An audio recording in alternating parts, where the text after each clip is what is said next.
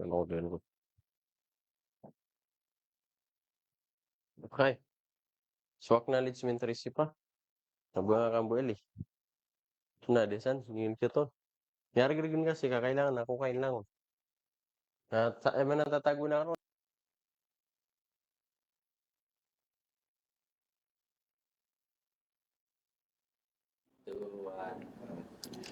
أعوذ بالله من الشيطان الرجيم بسم الله الرحمن الرحيم يسبح لله ما في السماوات وما في الأرض له الملك وله الحمد وهو على كل شيء قدير هو الذي خلقكم فمنكم كافر ومنكم مؤمن والله بما تعملون بصير خلق السماوات والأرض بالحق وصوركم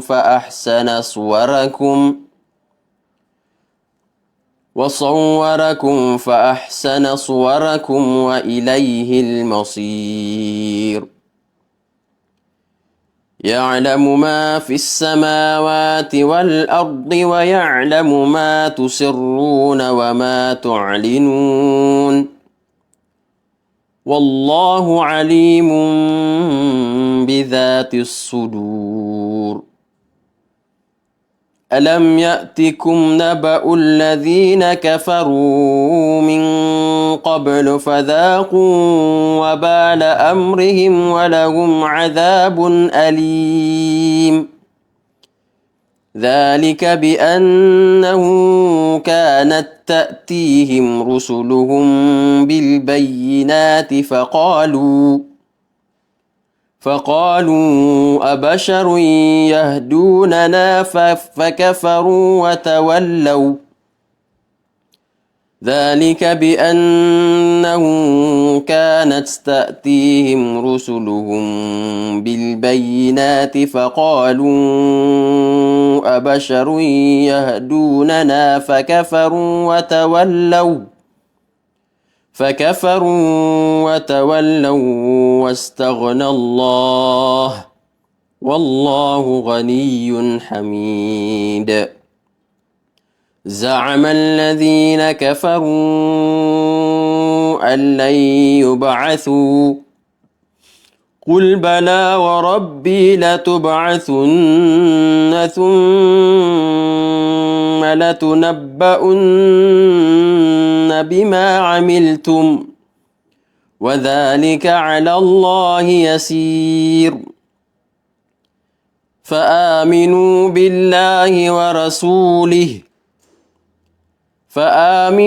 بالله ورسوله والنور الذي أنزلنا والله بما تعملون خبير.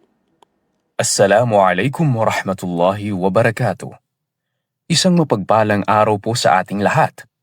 Kami ay lubos na nagpapasalamat kay Allah subhanahu wa ta'ala sa pagkakataong muli tayong magsama-sama sa isang makabuluhang paglalakbay ng kaalaman ngayong banal na buwan ng Ramadan.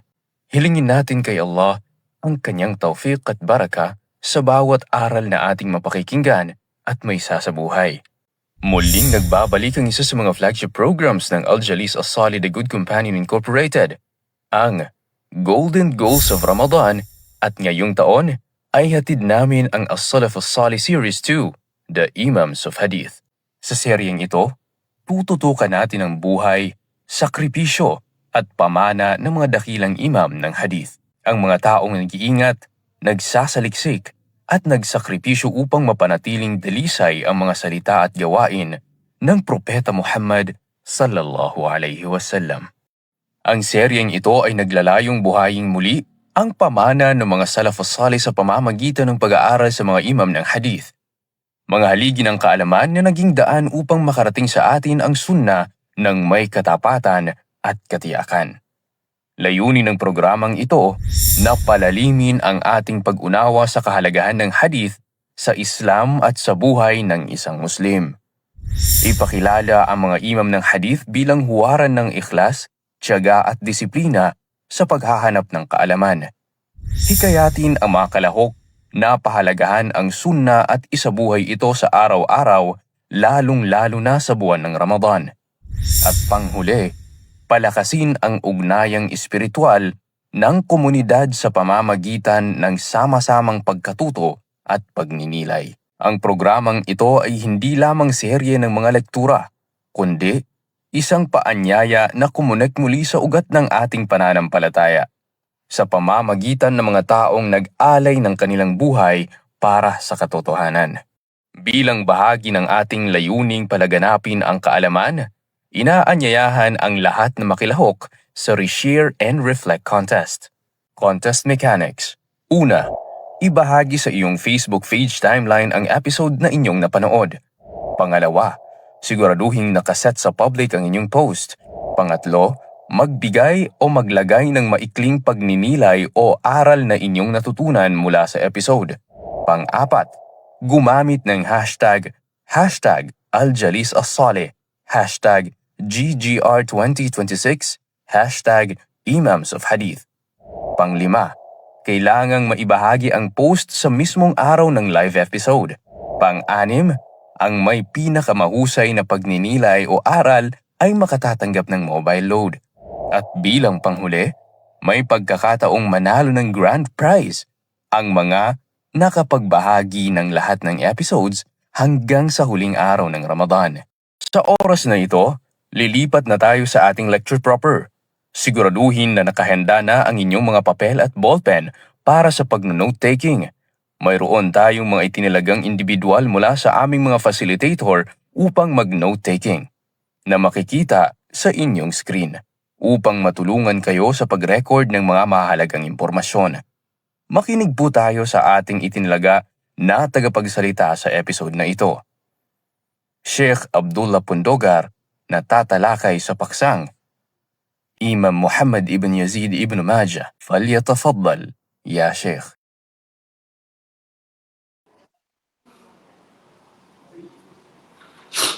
Alhamdulillahi Rabbil Alamin.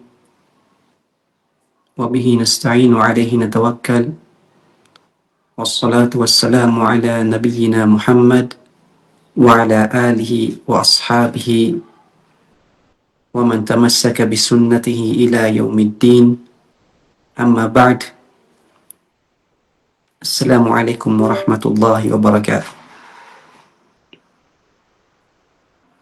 Alhamdulillah, dumako naman tayo ngayon sa araw na to sa huling bahagi ng ating programa, ang huling imam na mapag-aaralan natin sa araw na to, walang iba kung hindi si Imam Ibn Majah. Imam Ibn Majah huwa al-Imam al-Hafidh al-Kabir al-Hujjah المفسر أبو عبد الله بن ماجه مصنف السنن والتاريخ والتفسير وحافظ قزوين في عصره. Siya ang imam na kagalang-galang, tanyag,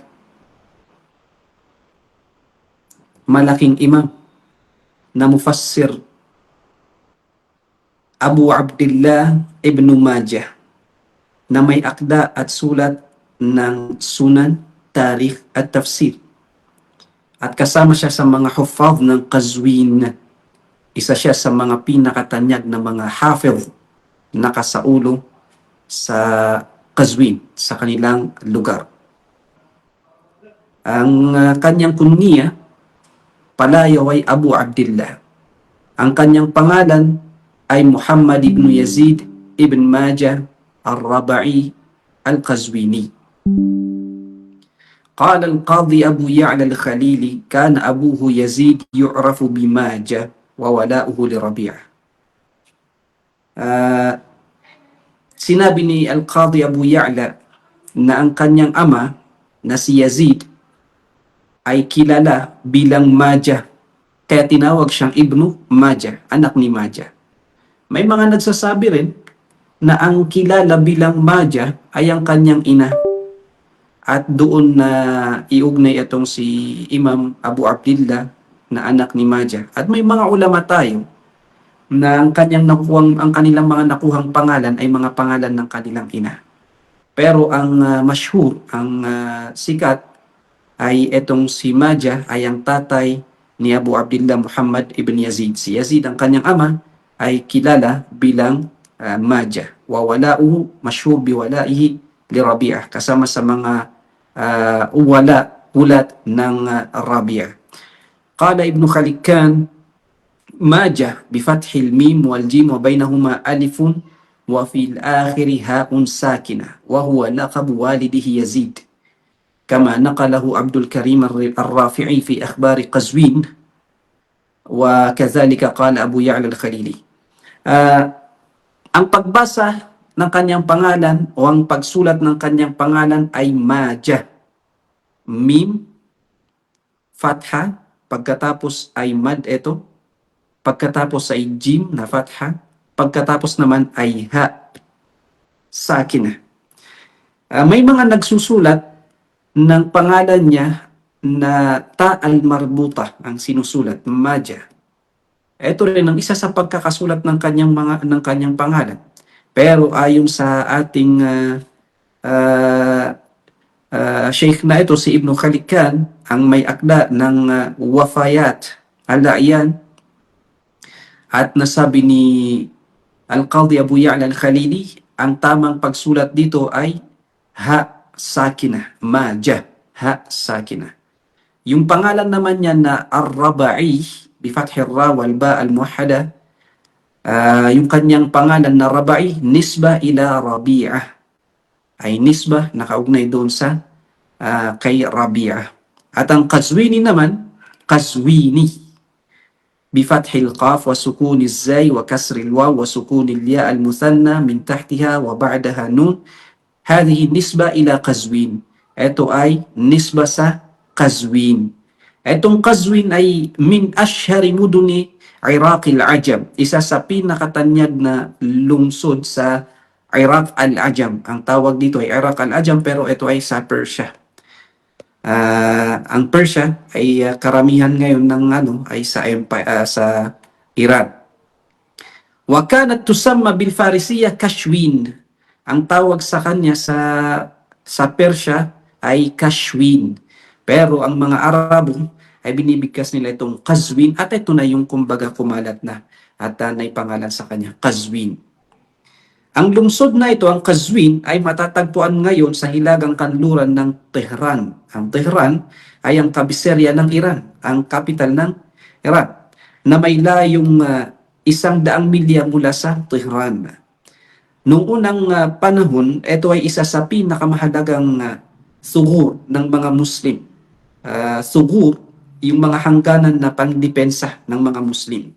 Maraming grupo ng mga pantas at dakilang imam sa iba't ibang larangan at disiplina ang nagmula sa lungsod na Qazwin. So may mga ulama tayo, mga imam na lumabas mula sa Qazwin. Nanggaling silang ang mga ulamang ito sa Qazwin. At ang Qazwin ay nasakop at nabuksan ng mga Muslim noong panahon ni Uthman ibn Affan radhiyallahu anhu. At ang kanyang ginawang gobernador dito, ang kanyang ipinadala dito bilang gobernador ay si Al-Bara bin Azib noong taong 24 sa Hijrah. Mula noon ay pumasok na ang Islam sa lungsod na ito at nanirahan doon ng mga Arabo at lumaganap ang wikang Arabo sa mga mamamayan nito. At pagdating ng ikatlong siglo, ang Qazwin ay nagkamit ng malaking katanyagan sa larangan ng hadith, mga kaalaman, agham patungkol sa hadith. Sa lungsod na ito ay lumitaw ang mga malalaking bilang ng mga muhaddithun, mga pantas hadith, gaya ni na Al-Hafidh Ali bin Muhammad bin Hasan at-Tanafisi, na pumanaw noong 233 sa Hijra, at ang Hafiz Amr ibn Rafi' al-Bajali na pumanaw noong 237 sa Hijra, at saka si Ismail bin Taubah na pumanaw noong 247 sa Hijra. At pagkatapos ay ang ating imam na pag-usapan sa araw na to na si Imam Ibn Majah, na siya naman ang pangunahing paksa sa lecture natin ngayon. Dahil sa taas ng katayuan ng Qazwin at sa lawak ng gawaing pang-agham doon, ang ilan sa kanyang mga mamamayan ay sumulat ng kasaysayan nito at mga talamuhay ng kanyang mga dakilang tao at pantas. Dahil dumami na yung mga ulama dito at parang nagkakaroon na rin sila ng mga history, nagsulat ang mga tao ng history patungkol sa Qazwin. At ang pinakatanyag min asyari hazil kutub, ang pinakatanyag na pinakasikat na aklat na naisulat dito sa history ng Qazwin, mga tao sa Qazwin, ay ang At-Tadwin fi Akhbari Qazwin. At-Tadwin fi Akhbari Qazwin, ang pag-uulat ng mga balita sa Qazwin na isinulat ni Hafiz al-Rafi'i na namatay noong 622 sa Hijra. Noong taong 209, ito naman yung kapanganakan ng ating imam. Noong taong 209, katumbas ng 824 sa Milad, Gregorian calendar, 209 sa Hijra, 824 naman sa Gregorian calendar, sinalubong ng Qazwin ng kapanganakan ng ating imam na si Abu Abdillah Muhammad ibn Yazid al-Raba'i, na kilala bilang Ibn Majah. Ang kanyang pagsilang ang nagbigay sa lungsod ng isang panghabang buhay na karangalan at katanyagan sa gitna ng iba pang sentro ng kaalaman at kabihasnang Islamiko. Tungkol naman sa kamusmusan at pag-aaral ng ating imam na si Imam Ibn Majah. Si Imam Ibn Majah ay lumaki sa isang kapaligirang puno ng kaalaman, fi bi'atin wa fi jawin ilmi, bi'a ilmiyah.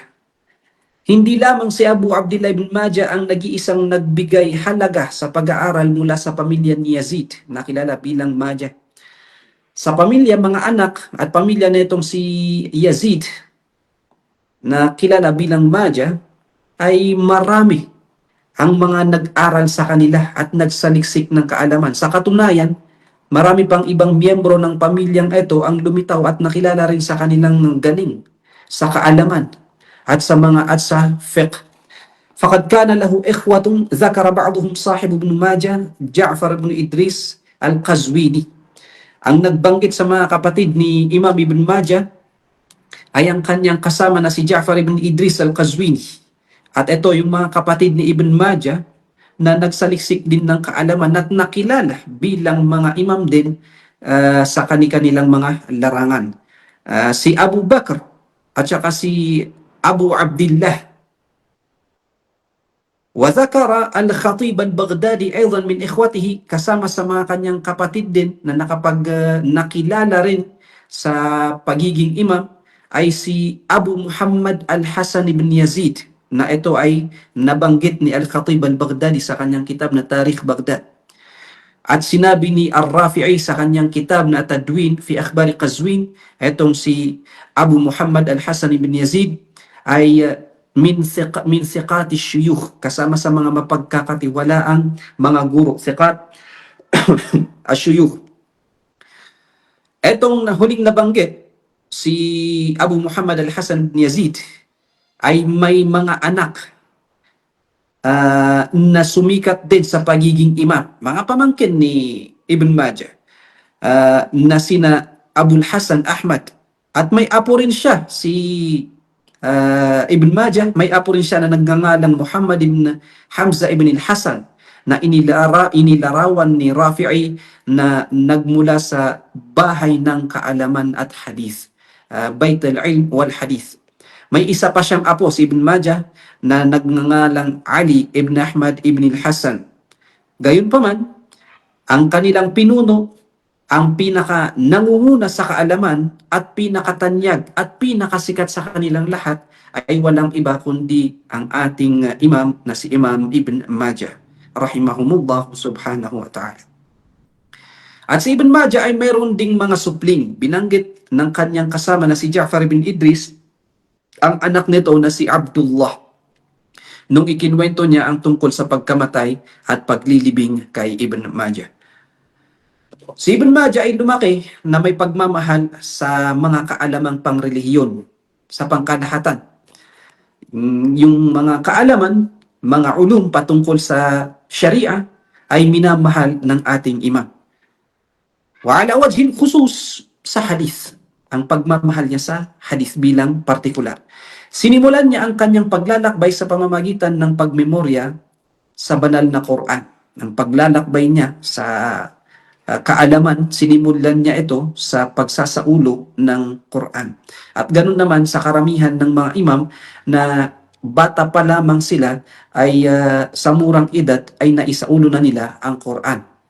Pagkatapos nito, madalas siyang dumalo sa mga halakat ng mga muhaddithun sa pamumuno mga muhaddithun na pumupuno sa mga masjid sa Qazwin hanggang sa makatipon siya ng malaking bahagi ng kaalaman na sa mga tradisyon ng propeta, mga sunnah ng propeta Muhammad sallallahu alaihi wasallam.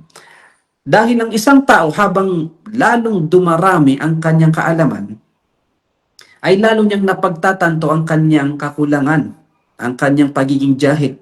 Gaya ng nabanggit natin kahapon, na kapag dumarami na o lumalawak na ang iyong kaalaman, lalo mong napagtatanto na ikaw ay walang alam. Kaya naman hindi na kontento si Ibn Majah sa kanyang mga natutunan sa sarili niyang bayan sa Qazwin. Sa halip, naghangad siya ng isang malawakang paglalakbay sa iba't ibang dako upang hanapin ang mga hadith ng Propeta Muhammad sallallahu alaihi wasallam. Ang gawain ito ay bahagi ng mga tradisyong noong unang panahon na sinusunod ng mga dakilang muhaddithun upang makatagpo ang mga kilalang mga masyayikh, mga syuyukh. Ito ay nakabatay sa mga teksto ng hadith na naghihikayat sa paghahanap ng kaalaman. Katunayan, etong ating imam na si Imam al-Bukhari ay nung nagsulat siya ng libro sa Sahih al-Bukhari at mayroon siyang nilagay doon na Kitab al-Ilm, inumpisahan niya ang Kitab al-Ilm sa pamamagitan ng Bab al-Khuruj fi Talab al-Ilm, ang paglalakbay para maghanap ng kaalaman. Sa panahon na ito, panahon nila Imam al-Bukhari hanggang kay Imam Ibn Majah at ang mga imam sa panahon nila ay nakagawian nila na magsaliksik ng kaalaman at lumabas sa kanilang bayan at maglakbay at iwanan ng kanilang bayan para lang hanapin ang mga kaalaman tulad ng hadith ng Propeta Muhammad sallallahu alaihi wasallam. Dahil sa labis-labis na kahalagahan ng paglalakbay para sa paghanap ng hadith, gumawa sila ng mga aklat na naglalaman ng mga usul, mga irsyadat na dapat sundin at panindigan ng isang naglalakbay na mag-aaral ng kaalaman. At dahil dito, sa tradisyong ito ng maraming imam ng hadith noong panahong iyon, ay lumisan nga si Ibn Majah noong taong 230 sa Hijrah, noong panahon na siya ay 22 years old. Lumisan siya upang maghanap ng hadith, makipag-usap ng personal sa mga guro at direktang matuto mula sa kanyang mga guro. Rahila ila aqtarin ba'ida wa amsarin naiyah wa harasa ala al-iltiqa'i bi akabiri ahli al-ilmi fiha. Naglakbay siya sa malalayong mga rehiyon at mga liblib na lungsod at tiniyak niyang makatagpo ang mga pinakadakilang mga ulama sa lugar na kanyang mapupuntahan. Naglakbay siya papunta sa Ray at ang nakuha sheikh na nakuhanan niya dito ng kaalaman ay si Al-Hafidh Muhammad bin Humayd Ar-Razi. At pumunta siya sa Naysabur at narinig niya dito si Al-Hafidh Muhammad bin Yahya Az-Zuhli. Na etong si Muhammad bin Yahya Az-Zuhli, nakuha natin ito nung pinag-aralan natin si Imam Muslim dahil ito isa sa kanyang mga imam at ito yung mayroon silang nangyaring fitna sa pagitan niya at ng Imam Bukhari. Pumunta din siya sa Iraq at narinig niya dito mula sa kay Ibn Abi Shaybah, dalawang anak ni Abu Shaybah, Abi Bakr wa Uthman, na si Abu Bakr ibnu Abi Shaybah at si Uthman ibnu Abi Shaybah. At kasama rin sa nakuhanan niya ng karunungan sa Iraq ay si Ahmad ibn Abda at saka si Zuhair ibn Harb. At pumunta din siya sa Sham.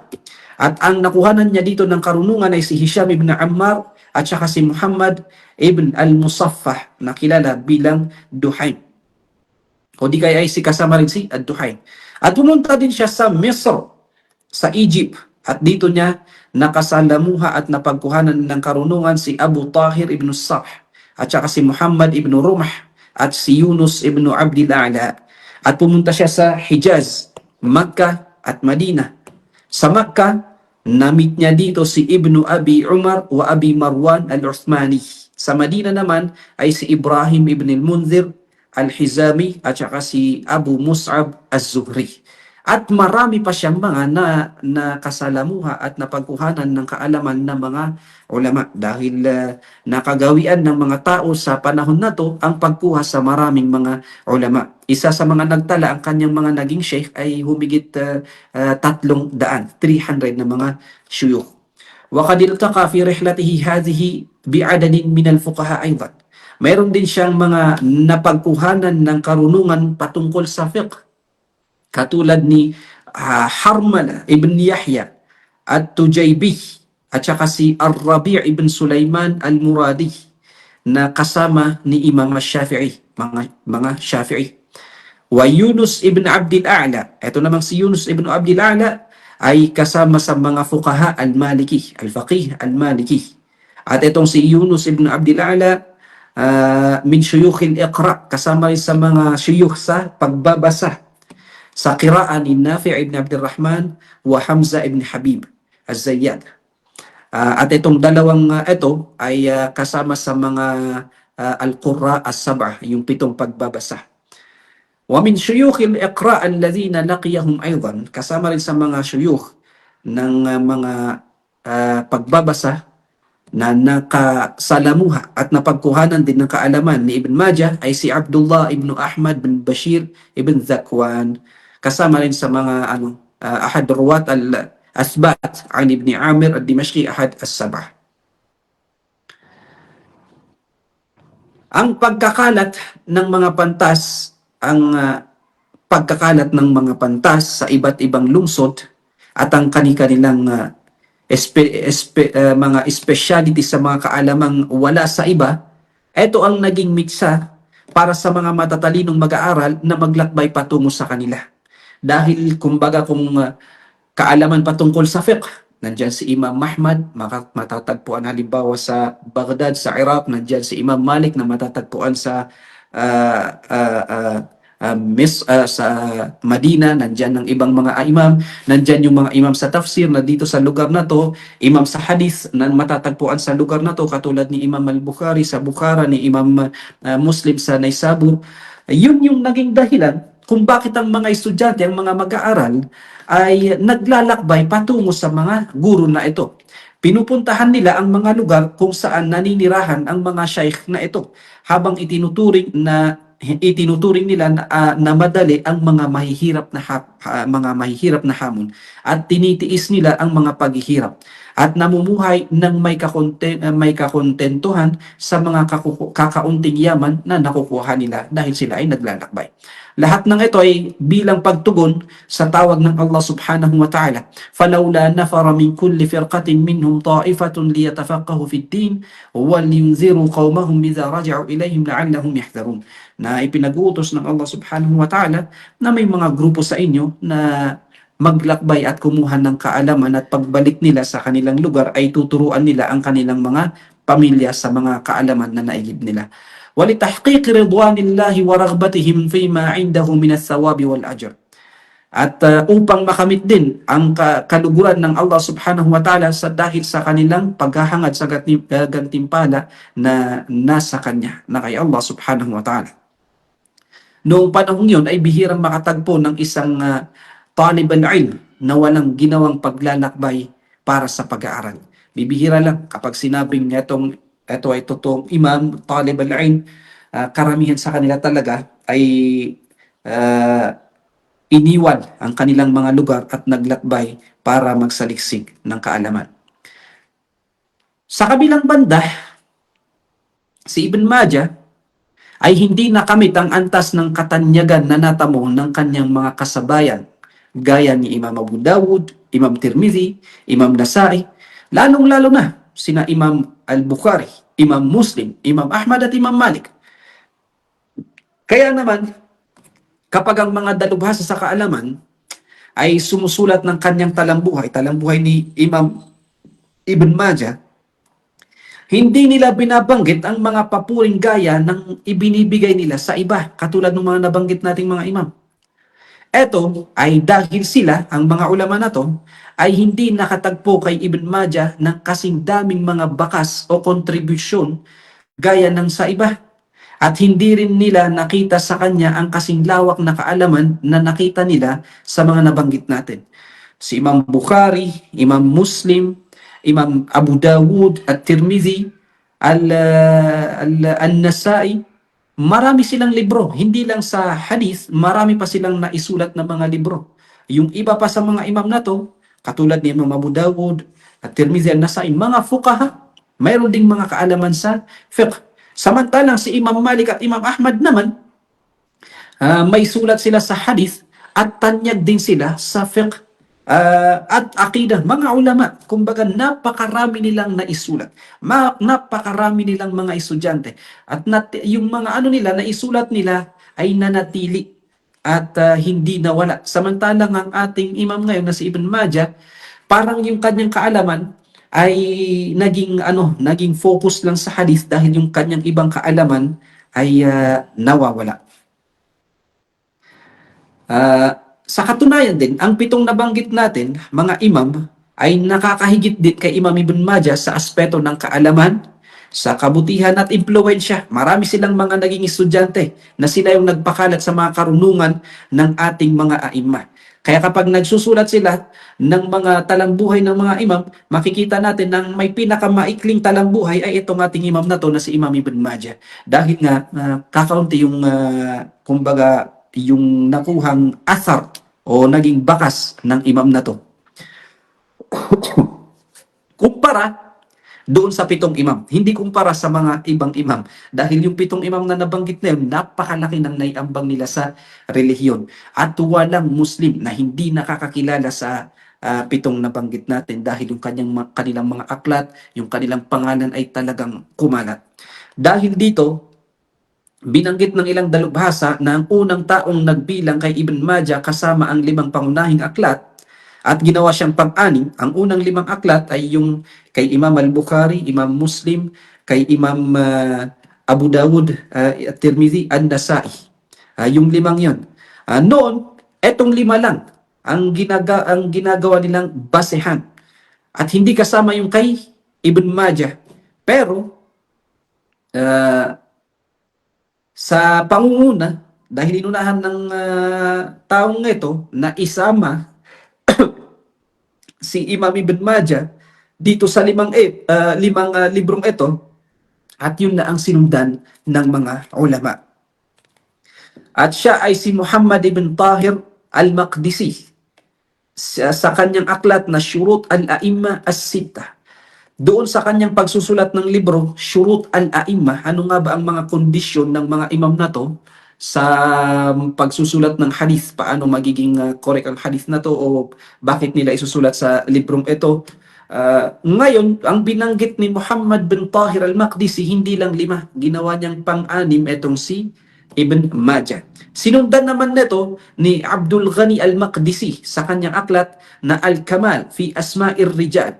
Al-Kamal fi Asma'ir Rijal, kung saan isinama niya ang mga tagapagsalaysay ng Rijal o mga tagapagsalaysay o Rijal ni Ibn Majah kasama ng mga tagapagsalaysay ng 5 aklat. So, itong Al-Kamal fi Asma'ir Rijal, dito inipon kung sino yung mga Rijal as-Sanad ni Imam Al-Bukhari, Imam Muslim, Imam Abu Dawud at Tirmidhi an-Nasai. Binanggit dito kung sino yung mga binanggit nila sa kanilang libro. At idinagdag ni Abdul Ghani al-Maqdisi na bilang pang-6 si Ibn Majah. Kaya mula nung isinulat nilang yung mga libro na yun, sumikat na sa mga umma na bilang pang-anim sa lima si Ibn Majah. Sino naman ang mga syuyukh ni Imam Ibn Majah? Dahil sa dami ng kanyang mga paglalakbay, nagkaroon siya ng mga guro, mga syuyukh sa bawat rehiyon at lungsod na kanyang pinuntahan. Kabilang sa kanyang mga guro ay si Ali ibn Muhammad at-Tanafisi al-Hafidh. Waqad akthara anhu, marami siyang nakuhang hadith mula dito kay Imam Ali ibn Muhammad at-Tanafisi. At saka kasama sa kanyang mga syuyukh, Ibrahim ibn al-Munzir. Ibrahim ibn al-Munzir. Kasama rin sa etong si Ibrahim ibn al-Munzir ay mga kasama sa mga estudyante ni Imam al-Bukhari. Kasama rin sa mga syuyukh ni Imam Ibn Majah ay si Muhammad ibn Abdullah ibn Numayr at saka si Jabara ibn al-Mughallis wa huwa min qudama syuyukhihi. Mga kasama na to sa mga matatandang guro, mga naunang guro ni Imam Ibn Majah. Kasama rin sa kanya mga naging guro, Abdullah ibn Muawiyah, Hisham ibn Ammar, Muhammad ibn Rumh, at Dawud ibn Rashid. Wa khalqun kathir, at marami pang iba. Madhkuro na fi sunanihi wa ta'alifihi, na nabanggit sa kanyang isinulat na Sunan Ibn Majah. Si Imam Ibn Majah ay nakasama niya sina Imam al-Bukhari at Imam Muslim sa marami sa kanilang mga guro. Kabilang sa kanilang mga karaniwang guro ay sina Muhammad ibn Bashar Bundar at saka si Abu Bakr ibn Abi Shaybah at saka si Abu Quraib Muhammad ibn al-Ala at Muhammad ibn Abdullah ibn Numayr. Etong apat na to ay mga naging guro ni Imam Bukhari at Imam Muslim at mga naging guro din ni Imam Ibn Majah. At itong apat na nabanggit din na to ay madalas na pagkuhanan ni Imam Ibn Majah ng mga salaysay kung saan nakabahagi niya sina Imam Bukhari at Imam Muslim sa pagre-report o pagkuha ng hadith mula sa apat na ito.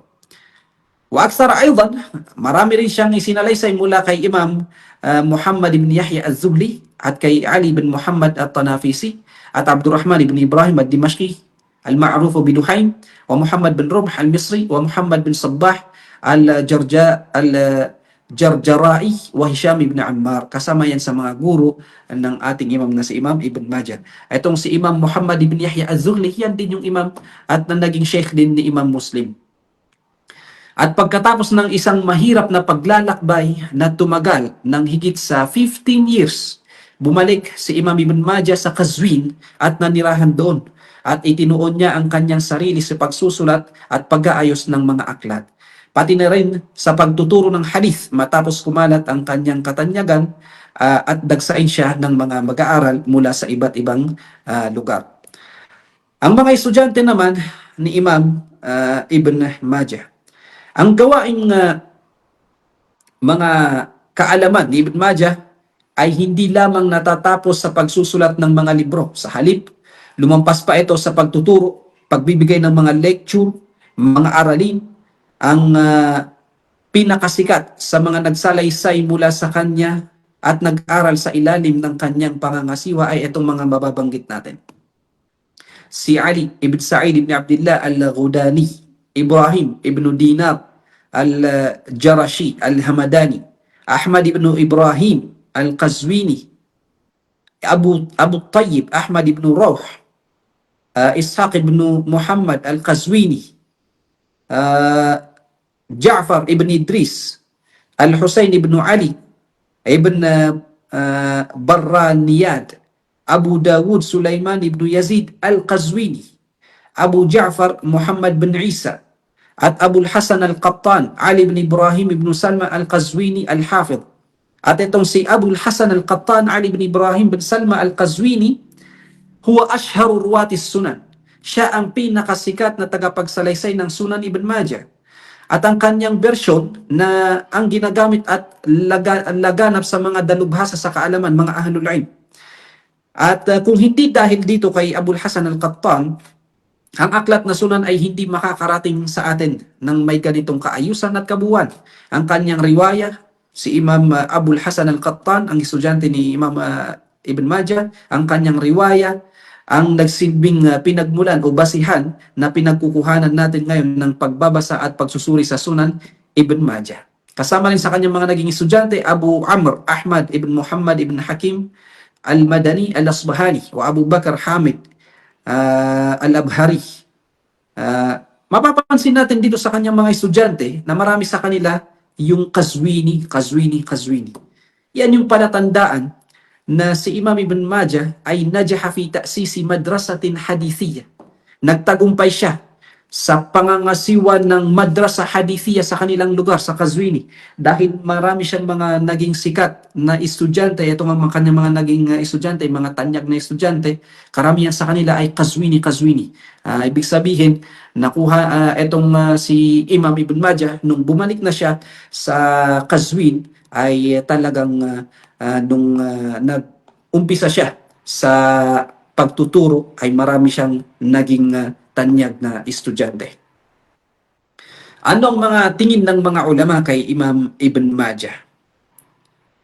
Walang duda na ang katapatan, ikhlas ng isang tao at ang kanyang dedikasyon sa paglilingkod sa kaalaman, gayon din ang kanyang malasakit na mapapakinabangan ng mga estudyante, mga mag-aaral, ay nagpapalaganap sa kanyang kabutihan, nagpapabango sa kanyang talambuhay, at nagpapanatili sa kanyang alaala pagkatapos niyang pumanaw.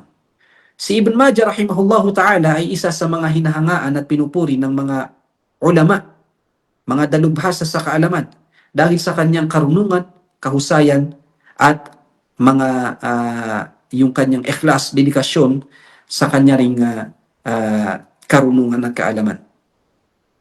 Nakamit ni Ibn Majah rahimahullahu ta'ala ang paghanga at tiwala ng kanyang mga kasabayan. Itinuring siya bilang isa sa mga dakilang imam at mahusay na mga muhaddith, kasama sa mga mahusay na mga muhaddithun. Sinabi ni Ibn Khallikan, kana imaman fil hadithi arifan bi'ulumihi wa jami'i ma yata'allaqu bihi. Siya ay isang imam sa hadith, bihasa sa mga agham nito at sa lahat ng may kaugnayan dito sa karunungan patungkol sa hadith. Sinabi naman ni Al-Khalili, thiqatun kabirun muttafaqun alayhi muhtajjun bihi, lahu ma'rifatun bil hadithi wa hifadh. Isang dakilang pinagkakatiwalaan, thiqah, pinagkasunduan ng kanyang otoridad, muttafaqun alayhi muhtajjun bihi, at maaring gawing basihan ng katibayan. Siya ay may malalim na kaalaman at husay sa pagsasaulo ng hadith. Si Imam Az-Zahabi, sinabi niya, kana Ibn Majah hafizan, naqidan, sadiqan, wasi'al ilm. Si Ibn Majah ay isang hafiz, isang mapanuring kritiko, naqid, matapat, sadiq, at may malawak na kaalaman, wasi' al-ilm. وقد رثاه محمد بن الأسود القزويني بأبيات أولها لقد أوهى دعائم عرش علم وضع ركنه فقد ابن ماجه. Inialay sa kanya ang tula ni Muhammad ibn al-Aswad al-Qazwini nung pumanaw si Imam Ibn Majah, at sinabi niya, tunay na nagpahinga sa mga haligi ng trono ng kaalaman, tunay na nagpahina sa mga haligi ng trono ng kaalaman, at nagpagiba sa pundasyon nito ang pagkawala ni Imam Ibn Majah.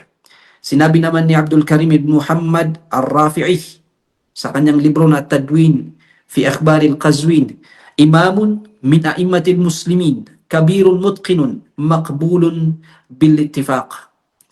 Isa siyang imam mula sa mga imam ng mga Muslim, dakila, mapagmasid sa detalye, at tinatanggap ang kanyang otoridad ng may pagkakaisa. At sinabi rin ni Imam Az-Zahabi sa kanyang librong As-Siyar, qala Abu Ya'la al-Khalili, sinabi ni Abu Ya'la al-Khalili, huwa thiqatun kabirun muttafaqun alayhi muhtajjun bihi, lahu ma'rifatun bil hadith wa hifdhun, irtahala ila al-Iraqain wa Makkah wa Syam wa Misr wa Ray likatbi al-hadith. Si Imam Ibn Majah ay isang dakilang pinagkakatiwalaan, pinagkasunduan ng kanyang otoridad, at ginagawang basihan ng katibayan. Siya ay may malalim na kaalaman sa hadith at husay sa pagmemorya. Naglakbay siya sa dalawang Iraq, sa Kufa at Basra, sa Makkah, sa Syam, sa Egypt at saka Saray. At nasabi natin ito kanina. Waqala Shiraway.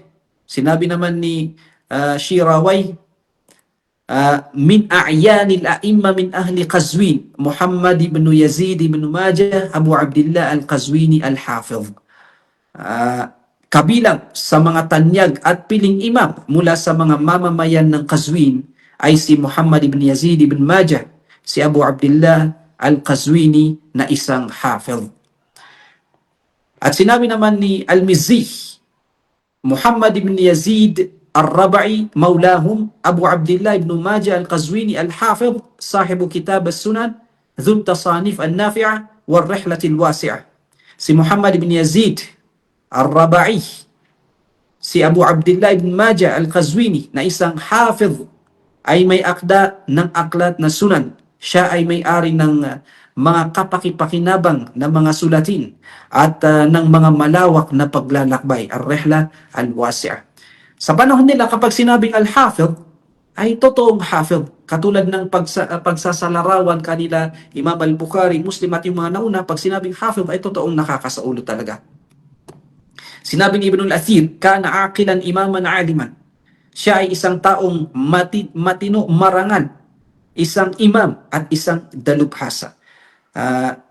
At sinabi naman ni Ibn Abdul Hadi, al-Hafiz al-Kabir al-Mufassir Abu Abdullah al-Qazwini, ang dakilang hafiz at mufassir na si Abu Abdullah al-Qazwini. At marami pang iba na nabanggit patungkol sa pagiging imam at hafiz ni Imam Ibn Majah. Ang mga naisulat naman ni Imam Ibn Majah, ang katanyagan ni Imam Ibn Majah, rahimahullahu ta'ala, ay hindi lamang dahil sa kanyang mga itinuturo. Sa halip ito ay dahil din, at ito yung pinakamahalaga, dahil sa kanyang mga isinulat na lumaganap ang katanyagan sa buong mundo. Gayunpaman, nakakalungkot na ang karamihan sa mga ito ay nawala kasabay ng pagkawala ng iba pang mga mahalagang kayamanan ng ating dakilang pamana. Mga mahalagang libro patungkol sa karunungan, kaalaman sa Islam na mga nawala. Fakana lahu tafsirun lil Quran. Siya ay mayroong tafsir sa Quran na inilarawan ni Ibn Kathir. Si Ibn Kathir, meron siyang tafsir. Tafsir Ibn Kathir. Etong mufassir na to si Ibn Kathir, paano niya inilarawan ang tafsir ni Imam Ibn Majah? Sabi niya, ito ay tafsirun hafil. Sinabi ni Imam Ibn Kathir na ang tafsir ni Imam Ibn Majah ay komprehensibo at saganang tafsir. Wa asyara ilayhi Suyuti fi kitabih al-Itqan fi ulumil Quran. Binanggit din ito ni Imam As-Suyuti, itong tafsir ni Imam Ibn Majah. Waqad zakarahu Shaykhul Islam Ibn Taymiyyah fi jumlatit tafasir. At binanggit din ito ni Shaykhul Islam Ibn Taymiyyah na kasama sa mga tafasir allati yuzkaru fiha tafsirus sahaba wat tabi'in wa tabi'ihim sirfa. Ang tafsir daw ni Imam Ibn Majah ay kasama sa mga tafsir na binabanggit ang mga tafsir ng mga sahaba at mga tabi'un at mga sumunod sa mga tabi'un. So kung itong tafsir ni Ibn Majah, kung makikita natin, ay binabanggit niya dito ang mga tafsir ng sahaba sa Quran. Dahil hindi natin maaring unawain ang Quran sa pamamagitan ng ating mga pansariling pag-unawa. Kailangan natin itong itafsir sa pamamagitan ng tafsir ng mga sahaba radhiyallahu anhum. Pero, sa kasamaang palad, wala ring nakarating sa atin mula sa aklat na ito. Tafsir ni Ibn Majah.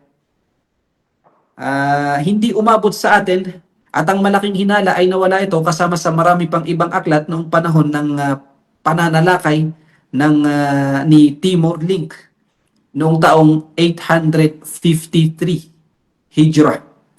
So kasama sa mga nawalang libro, itong libro ni Imam Ibn Majah sa tafsir. Mapapansin natin at may intindihan natin mula sa mga isinulat ni Imam Az-Zahabi at Imam Ibn Kathir na nakita nila ang aklat na to. Nabasa nila at nakita nila na totoong may aklat nga si Ibn Majah sa tafsir. Ngunit pagkatapos noon, hindi na ito nabanggit sa Mu'jam al-Hafidh Ibn Hajar na maging sa mga sumusunod pang mga diksyonaryo at listahan ng mga aklat. Yung mga listahan ng mga aklat, nawala na dito yung kitab ni Imam Ibn Majah sa tafsir. Walahu aydan kitabun fit tarikh. At meron din siyang kitab sa tarikh. Tarikh, mga kasaysayan. Kung saan itinala niya dito ang mga kaganapan mula sa panahon ng mga sahaba hanggang sa kanyang sariling kapanahunan. Mula sa panahon ng sahaba hanggang sa panahon niya sa ikatlong siglo. Dahil ipinanganak siya noong 209. Nanatili itong kanyang libro, nanatili itong umiiral sa loob ng mahabang panahon matapos siyang yumao. Nakita din ito ni Al-Hafidh Ibn Tahir Al-Maqdisi at nakita pa niya rito yung komentaryong isinulat mismo ni Ja'far Ibn Idris na kasama ni Ibn Majah, ang mag-aaral at estudyante ni Ibn Majah. Sinabi ni Ibn Kathir na ito ay isang kompletong kasaysayan. Si Imam Ibn Kathir din ay mayroon ding libro sa tarikh, sa kasaysayan.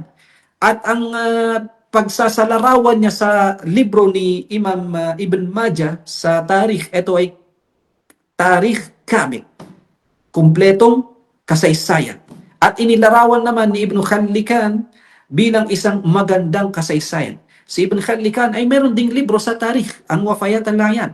At inilarawan niya ang kitab ni Imam Ibn Majah sa tarikh na Tarikh Madih, magandang kasaysayan. Sinabi ni Az-Zahabi, sinabi ni Al-Hafidh Muhammad bin Tahir, nakita ko sa lungsod ng Qazwin ng isang aklat ng kasaysayan ni Ibn Majah. So meron talagang naisulat na libro itong si Imam Ibn Majah sa tarikh na nakaayos-ayon sa mga tao, mga rijal at mga lungsod. Tao at mga lungsod, mga rijal at mga amsar, mga lugar. Ito ang tao dito sa ganitong panahon, ang tao sa ganitong lugar. Hanggang sa kanyang kapanahunan, hanggang sa panahon ni Imam Ibn Majah. Binanggit din ito ni Ar-Rafi'i sa kanyang libro na At-Tadwin fi Akhbar Al-Qazwin. At maraming ulit niyang binigkas itong librong ito. So, totoo na mayroon ngang naisulat si Imam Ibn Majah na tarikh, libro sa tarikh. Sa kasamaang palad ulit, hindi rin umabot sa atin ang libro ni Imam Ibn Majah na tarikh. At yun nga yung dahilan kung bakit yung mga nagsusulat ng talambuhay ni Imam Ibn Majah ay maiiklim na isusulat nilang talambuhay niya dahil nga sa wala siyang naiwang athar, wala siyang naiwang bakas dahil yung kanyang mga naiwan ay nawala. Qaddarallah wa ma sya'a fa'al. At ang nanatili sa kanyang mga naisulat na akda ay ang Sunan Ibn Majah. Ang Sunan Ibn Majah. Ang katanyagan ng aklat na Sunan Ibn Majah ay lumaganap sa buong mundo.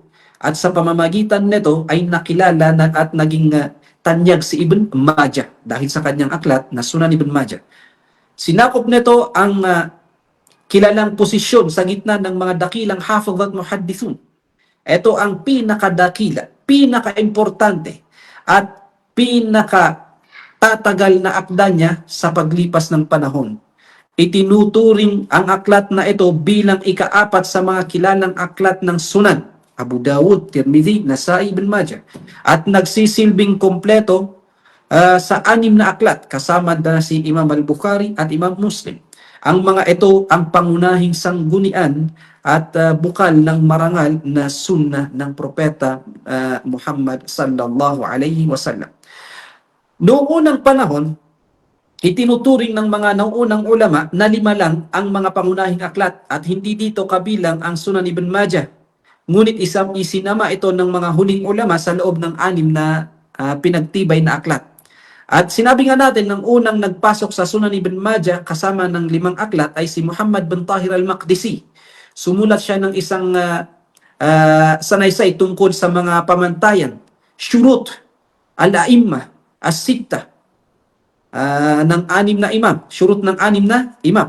Inilagay niya ang mga pamantayan ni na Imam Al-Bukhari, Muslim, Tirmidhi, Nasai, Abu Dawud at isinama niya rin ang mga pamantayan ni Ibn Majah. At doon na nag-umpisa na maisama si Ibn Majah sa kanilang 5. Kaya naging bahagi ito ng 5. Pagkatapos ay dumating naman si Abdul Ghani Al-Maqdisi, rahimahullah, at sumulat din ng isang aklat tungkol sa mga tagapagsalaysay ng Rijal al-Sitta.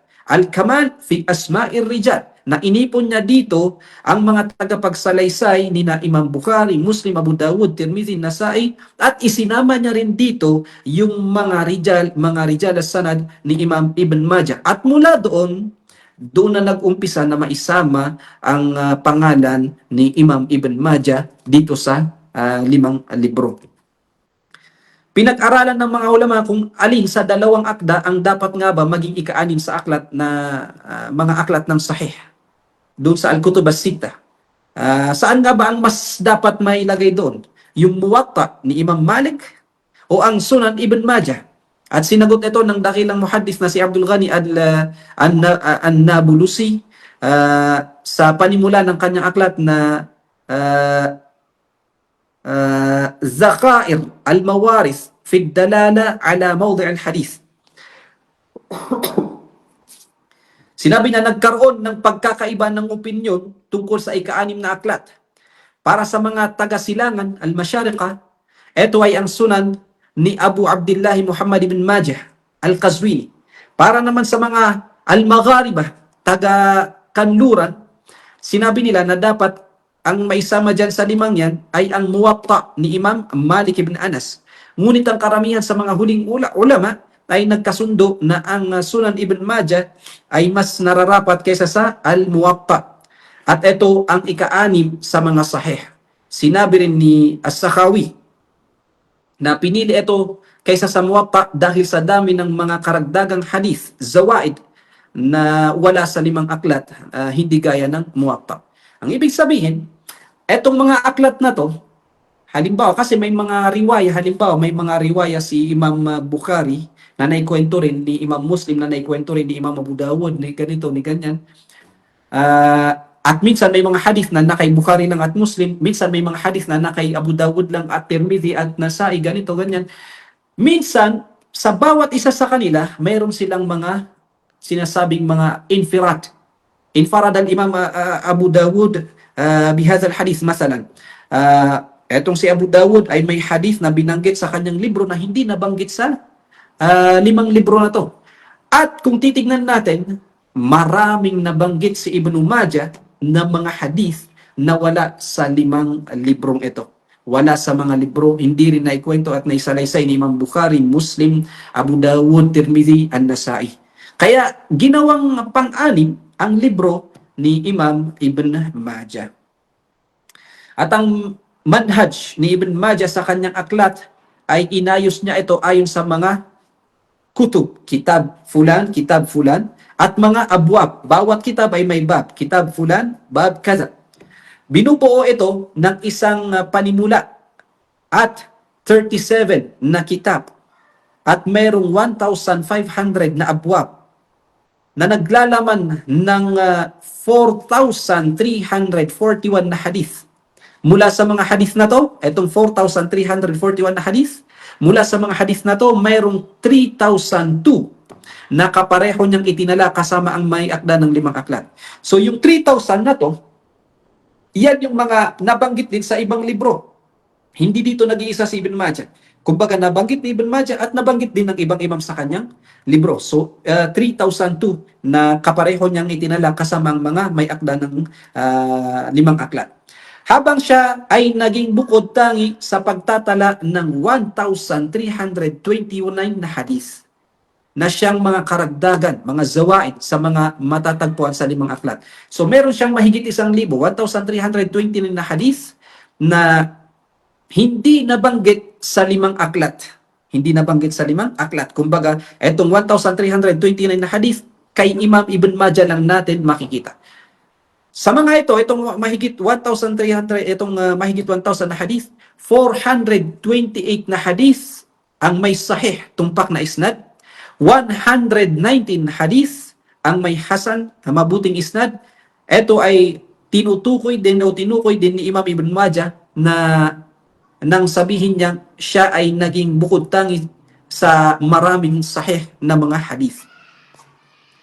At qad ahsana Ibn Majah wa ajada hina ma bada'ahu bi babin ittiba' sunnat Rasulullah sallallahu alaihi wasallam.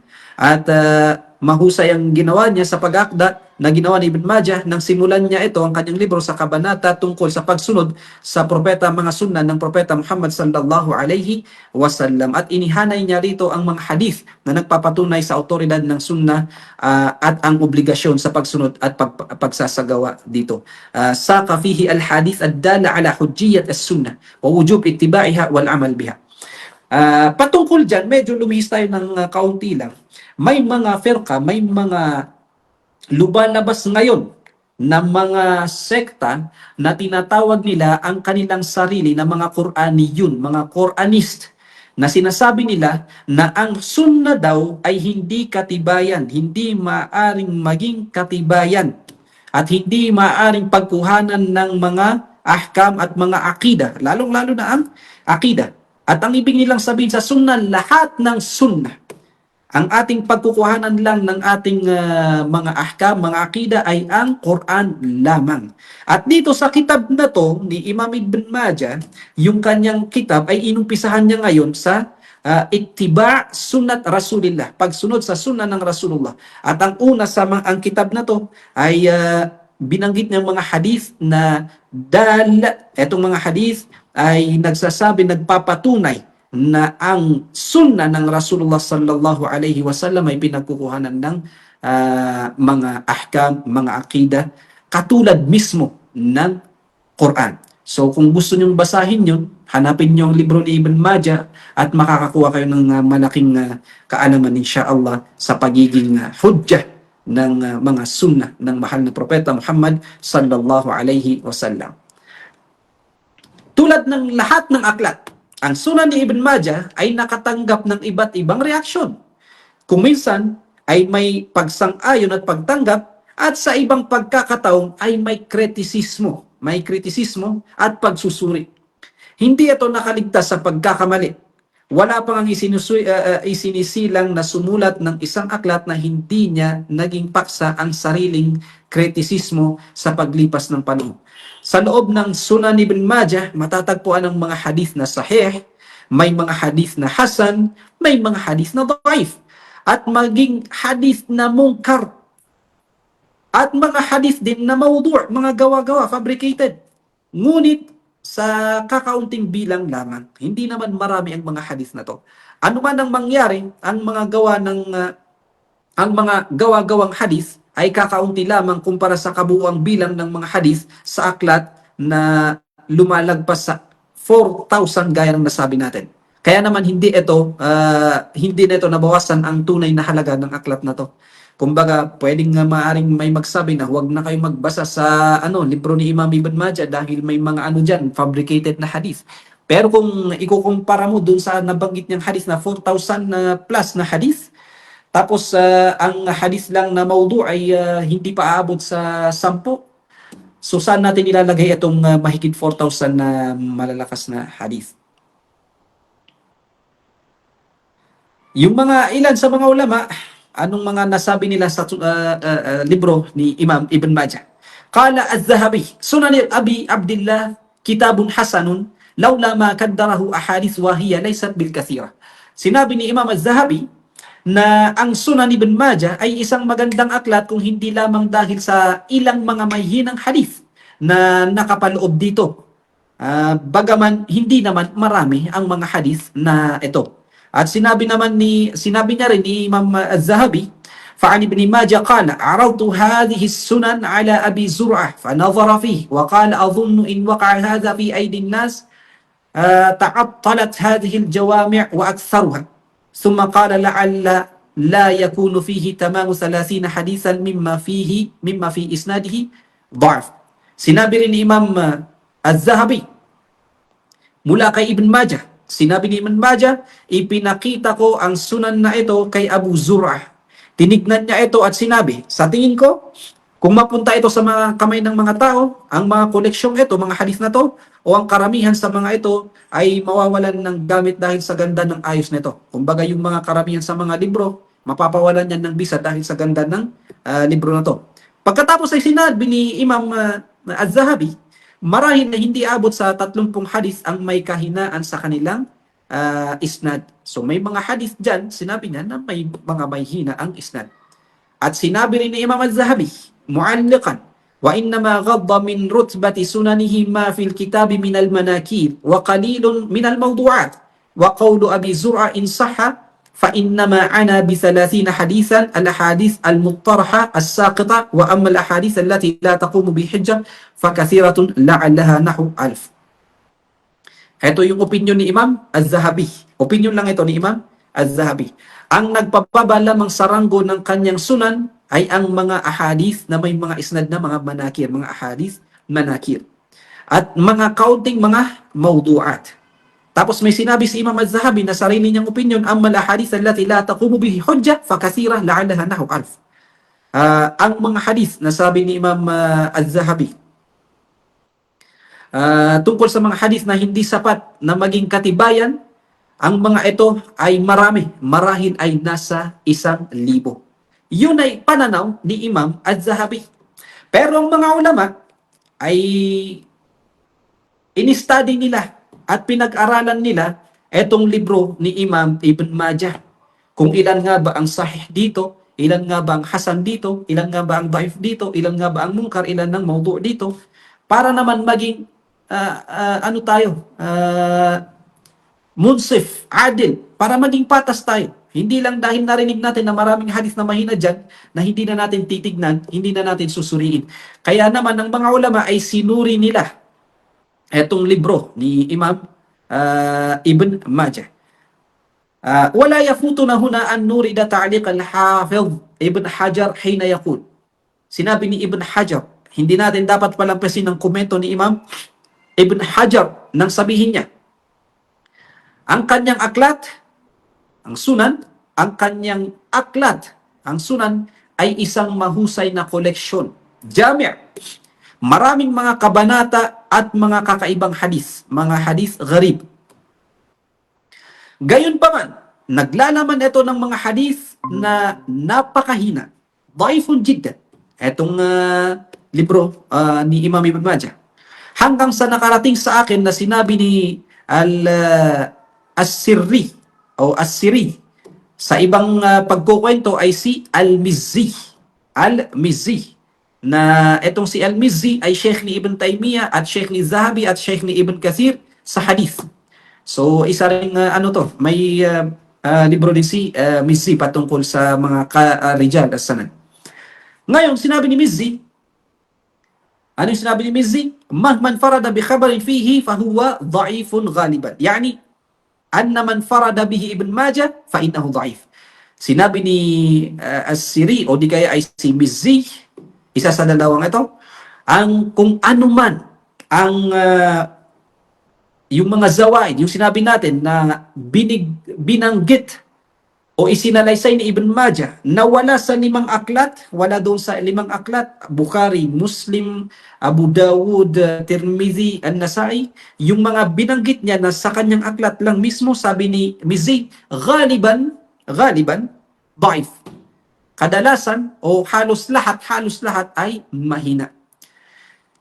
Sinabi naman ni Ibn Hajar, na isa ring hafiz, si Ibn Hajar Al-Asqalani, sinabi niya, walaysa al-amru fi dhalika ala itlaqihi bistiqra'i. Sinabi niya, ang pananaw na ito ay hindi ganap na tama sa lahat ng pagkakataon. Wa fil jumlah, ito ay sapagkat bistiqra'i, sa pamamagitan ng aking istiqra', sinabi ni Imam Ibn Hajar. Kumbaga, binasa niya ang libro ni Ibn Majah at tinahqiq at tinakhrij ang mga hadith na to, at ayon sa kanya ay hindi lahat ng mga hadith na nagbukod tangi kay Ibn Majah ay hindi lahat mahina. Hindi lahat mahina. Wa fil jumla fa fihi ahadith munkara wallahu ta'ala al-musta'an. Pero sabi niya, sa kabuuan, meron itong mga hadith na mga munkar na sobrang mahina. At may mga hadith pa na mawdu. Ngayon, isa sa mga ulama na sumuri sa kitab na to ni Imam Ibn Majah at nagtakhrij sa mga hadith na ito ay si Muhammad Fuad Abdul Baqi. Si Muhammad Fuad Abdul Baqi, rahimahullahu ta'ala, isang tao na may dakilang malasakit sa 6 na aklat, Bukhari, Muslim, Abu Dawud, ilakhiri. May malasakit sa 6 na aklat ng hadith na sa pangkalahatan. Particular sa Sahih Muslim, Bukhari, Tirmidhi, Muwatta ni Malik at Sunan Ibn Majah. Ang mga hadith ng Sunan Ibn Majah. At narito ang kinalabasan ng kanyang pag-aralan. So ito yung kinalabasan ng kanyang pag-aaral, ng kanyang pagtatakhrij, ng kanyang pagsusuri sa mga hadith na to. Kung ito nga bang hadith na to ay sahih at ang hadith na ba na to ay mahina. Ang kabuuang bilang ng hadith na nabanggit dito, sabi niya ay 4,341. Meron dito ang 3,002 na hadith. Ang mga ito ay itinala rin ng lahat o ilan sa may akda ng 5 aklat. 3,002 na hadith na nabanggit sa 5 aklat. 1,339 na hadith ang mga zawaid. Zawaid, kumbaga yung khas sa libro ni Imam Ibn Majah. Ngayon, itong zawaid na to, 1,300 plus na hadith, ito ngayon yung suriin natin. Sinurin ngayon ng ating sheikh na si Muhammad Fuad Abdul Baqi. Kung ito nga ba ay hadith na sahih, hasan, daif, munkar, mahina. Etong mahigit 1,300, ito yung special kay Imam Ibn Majah. 428 dito ang hadith na ang mga tagapagsalaysay niya ay thiqah at ang isnad ay sahih. 199 na hadith ang mayroong isnad na hasan at 600 naman ang mayroong isnad na daif. So etong mga hadith infarada biha al-Imam Ibn Majah, yung kalahati niya sahih, yung kalahati niya ay daif. Yung daif na yun, mayroong daif na hindi masyadong mahina, mayroong daif na malakas ang pagiging daif. Sabi niya 99 ang hadith na ang kanyang isnad ay mahina. Etong 99 na to, diyan mo na hati-hatiin yung mga ilan sa mga may hinang hadith na nabanggit. Sa iba, may mga nag-aral pa patungkol dyan sa kung ilan nga ba yung mga may hinang hadith na nabanggit sa libro ni Imam Ibn Majah. Ito yung ibang nasabi. Yung sabi nila 384 na ito yung ibang bahas. Sabi niya dito sa ibang syarh ni sa kitab ni Ibn Majah, sa ibang syarh na libro ni Ibn Majah, sabi niya dito meron ditong 100 yung infarada bihi Ibn Majah, yung mga hadith na kay Ibn Majah lang. So meron dito sabi niya na yung 113 hadith sahih bil mutaba'at. Walang problema dyan. 113 na hadith sahih. 219 na hadith tasih bis syawahid. 219 na hadith sahih bis syawahid. Dahil mayroong mga nabanggit na ibang hadith, kaya nagpapalakas sa hadith na to. Mayroon dito sabi niya na 58 na hadith na asaniduha hasana. 58 na hadith na mga hasan yung kanyang isnad. 42 na hadith na hasana bil mutaba'at. 65 na hadith na hasana bis syawahid. At 6 na hadith muhtamalan litahsin. At 7 hadith na marfu'a wa sahahnaha mawqufah. Kumbaga itong 7 hadith na to, sabi niya marfu'a ilan Nabi sallallahu alaihi wasallam, pero ang totoo hindi naman sa kay Propeta Muhammad, pero ito ay mawqufah, pero sahih yung kanyang isnad. 4 na marasid. 384. Etong 384 ngayon, ito yung mahalaga. 384 na hadith na daif. 384 na hadith na daif. Dito sa 384 na hadith na daif, minha, kasama dito sa 384, 184 na hadith daifa jiddan, na napakahina. 184 na daif jiddan. Sobrang hina na. Wa minha hadithun wahidun shadh. Mayroon pa ditong isang hadith na shadh bil lafz alladhi saqahu al-musannif. Kasama dito sa 384 ang 21 na hadith munkar at mawdu'. So yan na yung mawdu', na itong mawdu' at munkar sa libro na to, sa mahigit 4,000 na naisulat na hadith sa libro ni Imam Ibn Majah, ay 21 lang yung hadith munkar at hadith, kasama dito ang mawdu'. 21 ang hadith na fabricated na hadith. Pero yung mahina, yun ang marami. Yung mahina, yun ang marami. 384 na mahina. At 184 dito ang masyadong mahina. Si Imam, si Sheikh Al-Albani naman, kilala naman natin at nadinig natin ang pangalan ni Al-Imam Al-Albani, Sheikh Al-Albani, na nakasabayan ni Imam Ibn Baz, Sheikh Ibn Baz at Imam Ibn Uthaymin, Sheikh Ibn Uthaymin. Etong tatlong ito ay magkakasabayan, Sheikh Ibn Baz, Sheikh Ibn Uthaymin, Sheikh Al-Albani. Si Imam Al-Albani naman, rahimahullahu ta'ala, ay tinahqiq niya rin at sinuri rin ang mga Sunan Ibn Majah. Fakanat jumlatul hadith as-sahiha wal hasana, etong mga hadith sahiha wal hasana ay 3,503. Ibig sabihin, yung sosobra doon sa 4,000, yung 3,500 ay hadith sahih. So, 600 plus, yun na yung may mga, kumbaga, mahinang hadith. Mahinang hadith, meron dito ang sobrang hina, gaya ng nasabi natin. So, hindi marami, hindi ganun na kumpara doon sa naisulat niyang sahih, ay hindi ganun karami yung mga hadith na maudu. At matapos ang isang buhay na puno ng pagbibigay sa marangal na hadith ng matapos ang isang buhay na puno ng pagbibigay sa marangal na hadith ng Propeta Muhammad sallallahu alaihi wasallam sa aspeto ng pag-unawa, diraya, at pagpasa, riwaya, bilang isang mag-aaral, guro at may akda, yumao ang ating imam na si Imam Ibn Majah, rahimahullahu ta'ala. Nangyari ito nung araw ng Lunes at inilibing siya nung araw ng Martes, Tuesday, 8 araw bago matapos ang buwan ng Ramadan. 8 days bago matapos ang Ramadan. Siguro sa araw din natin ngayon mismo, no? Kasi ang natitira na lang sa Ramadan ngayon, 8 araw o 7 araw na lang ang natitira sa Ramadan. Masya Allah, nasaktuhan yung pagpanaw din, paglibing ng ating Imam rahimahullahu ta'ala. Ito ay sa taon ng 273 al-Hijra. Ang kanyang kapatid na si Abu Bakar, yan yung nabanggit natin, nakasama rin sa mga imam din, ang namuno sa pagdarasal para sa kanya, salat al-janaza. At ang kanyang mga kapatid na sina Abu Bakar at Abdullah, kasama ang kanyang anak na si Abdullah, ang nangasiwa sa kanyang paglibing.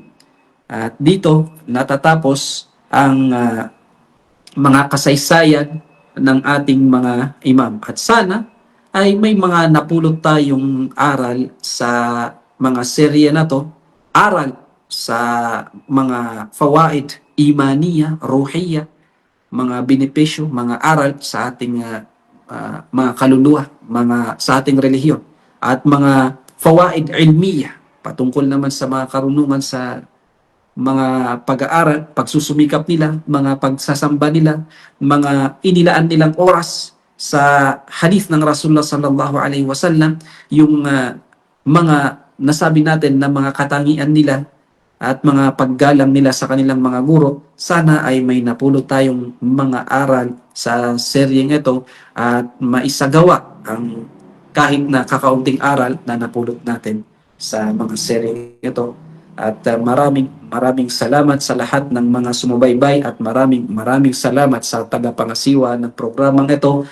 At sana ay magpatuloy ang mga ganitong programa ninyo, hindi lamang sa Ramadan, makapagbigay pa kayo ng mga karunungan, kaalaman at mga fawaid sa mga kamusliman dito sa Pilipinas at sa ibang dako pa ng mundo.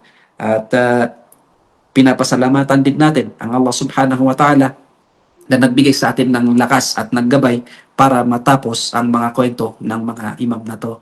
Jazakumullahu khairan hadha wallahu ta'ala a'lam wa sallillahumma ala nabiyyina Muhammadin. Allahumma salli ala Muhammad. Wa jazakallahu khairal jazaa ya Sheikh. Alhamdulillah, ngayong araw ay muli naman tayong nakapagsama-sama. Sama-sama nating ipanalangin na si Sheikh ay pangalagaan ng Allah subhanahu wa ta'ala upang maipagpatuloy niya ang paglilingkod sa Islam at ganoon din ang pag-share ng kanyang kaalaman sa atin.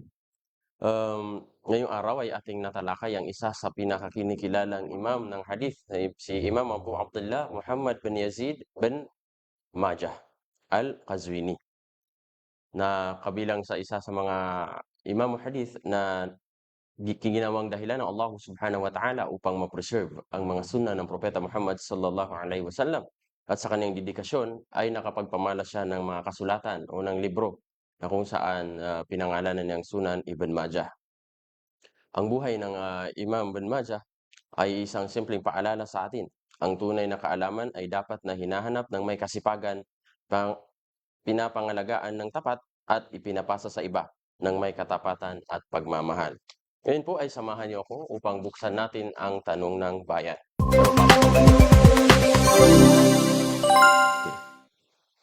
Maaari pong i-comment natin sa ating comment section ang inyong mga katanungan upang makita ng ating mga taga-pangasiwa. Ngayon po ay sisimulan natin sa unang katanungan, Yasef. Isa sa mga katangian ng mga mabubuting imam na natatanging nasilayan ay ipinapakilala ng iba. Kumbaga sila ay ini-introduce ng iba ang kanilang kabutihan. Ano po ba ang masasabi mo sa mga personalidad ngayong panahon, lalong-lalo na yung mga personalidad na sila ay nagsi-self-proclaim na sila ay ganito ganyan?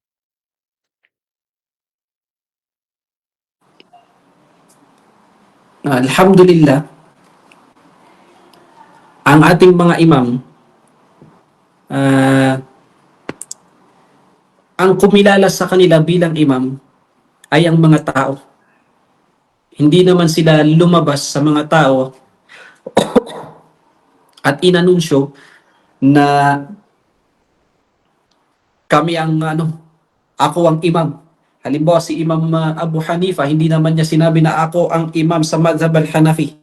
Si Imam Malik, hindi niya rin sinabi na ako ang imam sa madhab al-Maliki. Si Imam Shafi'i, Imam Ahmad, hindi nila lahat sinabi na sila ang mga imam sa madhab na to. Pero dahil nakilala sila ng mga tao sa kanilang karunungan, sa kanilang kaalaman, sa kanilang dedikasyon, sa kanilang ikhlas, sa kanilang pagsusumikap, sa kanilang distribution sa itong relihiyon na to, kaya kinilala sila bilang imam. Sa panahon natin ngayon, may ilan-ilan tayong mga ilan-ilan lang naman, may ilan-ilan tayong mga tao na sila mismo yung nagpro-proclaim na ako ay ganito ganyan. Wala namang problema na ipakilala mo ang sarili mo. Halimbawa, ako si Abdullah na nakapagtapos ng kolehiyo ng Sharia, kursong Sharia sa Indonesia at nakapagpatuloy ng pag-aaral sa ganito ganyan at nagtuturo sa ganito ganyan. Kung ito ay pagpapakilala lamang. Pero kung ito ay dadaan sa pagmamalaki at pagmamayabang, ay hindi kasama sa mga katangian ng ating imam ang pagmamalaki at pagmamayabang. Dahil ang taong nagmamalaki, nagmamataas, gaya ng sinabi ng Rasulullah sallallahu alaihi wasallam, man takabbara wada'ahu Allah, man tawada'a rafa'ahu Allah. Kung sino man ang magmataas, magmalaki, ay ibababa ng Allah. At sino man ang magpakumbaba, ay sila naman ang itataas ng Allah subhanahu wa ta'ala. At yun ang dahilan kung bakit itinaas ng Allah ang mga taong ito at kinilala bilang mga imam dahil makikita natin sa kanila ang tunay na pagpapakumbaba. Minsan, ipinakilala si Ibn Uthaymin, ito rin si Sheikh Salih Al-Fawzan ng kasalukuyang mufti, pag ipinapakilala sila at kapag sumusobra yung papuri sa kanila, sinasabi nila doon sa nagpapakilala, hasbuk, sapat na. Sabihin mo lang yung pangalan ko, sapat na.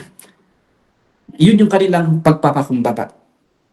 So, kung tayo ay magsisilbi sa mga tao, tayo ay magbabahagi ng kaalaman, hindi na natin kailangan sabihin na ako ay imam, ako ay ganito, ganyan. Kung meron lang sana tayong ikhlas sa pagbabahagi, kung meron lang sana tayong, kumbaga, yung tulad sa kanilang mga imam, hindi na natin kailangang i-anunsyo dahil ang mga tao na magsasabi na si Fulan ay isang mapagkakatiwalaan, si Fulan ay totoong may kaalaman, si Fulan ay ganito, ganyan. Pero wala tayong inaatake na sino pa man at wala tayong binabanggit. Ito ay sa lahat ng kumbaga magmamayabang, magmamataas at magmamalaki na ibababa ng Allah subhanahu wa ta'ala silang mga mapagmataas. Wallahu a'lam. Mashallah, barakallahu fik ya Sheikh. Napakagandang katanungan sa isang napakagandang napakagandang kasagutan sa isang napakagandang katanungan. So, pangalawang tanong po, ya Sheikh. Sapat na po bang batayan yung personalidad ng mga imam para sabihin natin o maging proud tayong sabihin sa mga non-Muslim o sa ibang tao na Islam is very preserved. Ang authenticity ng mga hadith ay talagang napangalagaan. Ano yung unang bahagi ng question? Sapat na ba ang? Yung personalidad ng mga imam ng hadith, lalo-lalo na si Imam Ibn Majah, upang ipamahagi natin sa iba na ang mga hadith o mga sunan ng Propeta Muhammad sallallahu alaihi wasallam ay na-preserve kasi maraming mga kasinungalingang hadith na ipinapalabas at sinasabing ganito ganyan.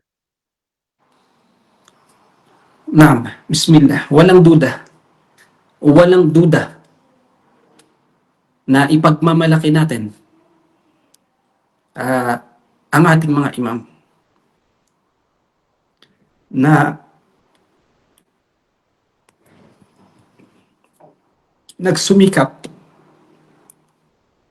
upang pangalagaan ng hadis.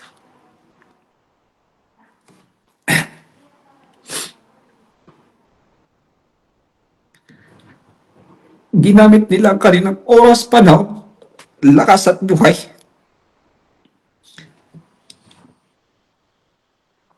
para ma-preserve ang sunnah ng Rasulullah sallallahu alaihi wasallam. Ang sinabi ng Allah, "Inna nahnu nazzalna dhikra wa inna lahu lahafizun." Kami ang nagbabasa zikr, at ito ay ang Quran, at kami ang mangangalaga dito.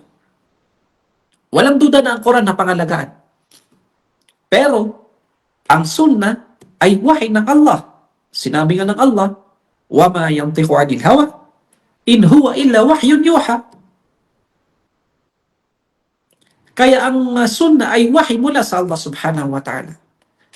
At ang pagkaka-preserve dito ay sa pamamagitan ng ating mga imam. Kaya walang duda na talagang dapat nating ipagmalaki ang ating mga imam. Wallahu a'lam. Mashallah, barakallahu fik ya Sheikh. Panghuling katanungan ya Sheikh. Inshallah ito na yung huling tanong natin. Sang-ayon ka po ba na marapat na ipinapakilala rin ng mga madrasa ang ng mga madrasa sa kanilang mga estudyante ang mga may akda ng mga kutubas sitta upang sa gayon ay mapalalim o mapagtibay yung kaalaman ng kanilang mga estudyante? Alhamdulillah. Wala naman akong alam na mga madrasa dito sa Pilipinas na kilala bilang madrasa ng mga manhaj ng Ahlus Sunnah na hindi nila ipapakilala ang mga imam natin. Katunayan pa nga, may itong mga madrasa natin, katulad dito sa amin, ang Ma'had Umar sa pangkalalakihan at Ma'had Al-Fatah sa pangkababaihan, ay meron kaming subject na Mustalah Al-Hadith. At sa Mustalah Al-Hadith, diyan ngayon pinag-aaralan, hindi lang naman dito sa mga madrasa. Yung sinasabi ko, yung kung ano lang yung meron sa amin dahil hindi ko naman masasabi sa iba. Sa Al-Ma'arif, dahil doon ako nakapag-aral, merong Mustalah Al-Hadith doon. At sa iba pang mga madrasa, walang duda na mayroon silang subject na Mustalah al-Hadith. At itong Mustalah al-Hadith, dito ngayon binabanggit kung paano na-preserve yung ating mga hadith. At dito na rin pumapasok yung pagbanggit sa mga, hindi naman binabanggit yung kasaysayan. Kumbaga hindi binabanggit yung history ng mga imam na to. Pero doon binanggit yung paano na-preserve at napangalagaan ang sunnah ng Propeta Muhammad sallallahu alaihi wasallam. Doon na dumadaan ngayon yung mga ginawa ng ating mga imam, kung paano nila pinangalagaan ng sunnah, anong ginawa ng mga imam na to. Sa iba, sa jami'ah, sa mga kulliya na, sa mga college level na yan, sa mga matataas ng marhala na level ng pag-aaral, doon na ngayon, binabanggit yung bawat pamamaraan ng bawat sheikh. Halimbawa, si Sheikh Imam Al-Bukhari, ano yung pamamaraan niya, yung mga surut niya, pero mga matataas na yun. Dito kasi sa atin sa Pilipinas, hindi pa ganun kataas yung level natin sa mga mga madrasa. Kaya kakaunti yung mga kumbaga yung mga Mustalah al-Hadith tinuturo, pero yung mga basic na karunungan sa Mustalah al-Hadith na magiging baon niya kapag siya ay mag-aaral na sa kulliya sa labas ng ating bansa. Bagamat ganun pa man, halimbawa dito sa amin, meron din kaming mga isinisingit na oras para sa mga muhadarat. Itong mga muhadarat, halimbawa sa pagitan ng Maghrib at Isha, minsan ba'da al-asr, kung may mga oras, at sa mga bakanting oras katulad halimbawa ng mga bakasyon, kami bilang mga tagapagturo ay nagbibigay, naglalaan ng oras para sa mga kwento ng mga halimbawa, mga imam. Halimbawa, mayroong mga kwento ng Khulafa ar-Rashidun, mga kwento ng mga al-aimma al-arba'a, at ang totoo pa niyan, yung itong mga estudyante ko ngayon dito ay may nagsabi sa kanila na Ustad, yung itinuro mo sa online doon sa online mo na mga history ay pwede bang maibigay mo din sa amin? So, alhamdulillah, nakakapagbigay tayo ng mga oras para may pakilala ang mga imam na to. At hindi lang sila, kailangan makilala talaga natin kung sino yung mga imam natin. Imam natin sa fiqh, imam natin sa tafsir, imam natin sa hadith, imam natin sa aqidah. Yun ang pinakamahalaga, yung mga imam natin sa aqidah. At dito sa mga madrasa, alhamdulillah, dito ay meron kaming mga pinag-aaralan ng mga libro na kung saan dito nababanggit yung mga pangalan ng mga aimma natin. At kailangan talaga sa mga nagtuturo na naipapakilala ang mga imam na to. Minsan may mga pangalan ng imam na kakaiba. Kasi hindi sila mga Arabo. Kaya yung mga estudyante namin minsan kapag nababasa nila, napapatigil sila doon sa pangalan. Kasi gharib yung pangalan, kakaiba yung pangalan dahil nga mga imam natin na hindi mga Arabo. So kahit hindi pa man makuha yung history ng imam na yon, ang importante ay naririnig na ng mga estudyante natin yung mga pangalan ng mga imam natin. Sasabihin lang natin, sinabi ni Imam An-Nasai, sinabi ni Imam Al-Bukhari, sinabi ni Imam Abu Dawud, sinabi ni Imam Fulan, sinabi ni Imam Fulan. Sa pamamagitan pa lang ng paulit-ulit na naririnig nila yung pangalan na yon, ay doon na nila, kumbaga, makikilala yung kanilang mga imam kahit hindi pa nakukuha yung history. At alhamdulillah, dito sa ating madrasa at sa iba pang mga madrasa na may manhaj na Ahlus Sunnah wal Jamaah ay naipapakilala naman itong mga imam na to. At hinihiling natin sa mga hindi pa nila ipinapakilala ang mga imam na to sa mga madrasa, ay sikapin nila na magbanggit din sila, magbigay sila, maglaan sila ng oras na ipakilala ang mga imam na to. Wallahu a'lam. Mashallah. Barakallahu fiik ya Sheikh. Doon po nagtatapos ang ating session sa Tanong ng Bayan. Ngayon po ay dumapo naman tayo sa tanong ng ating buting Sheikh.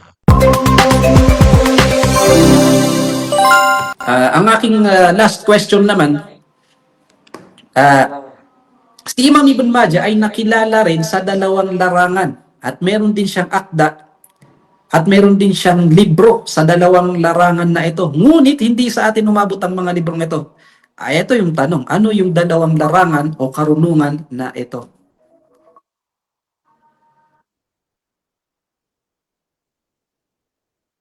Ibn Majah sa dalawang larangan at may akda din siyang libro dito, ngunit hindi umabot sa atin ang mga librong ito.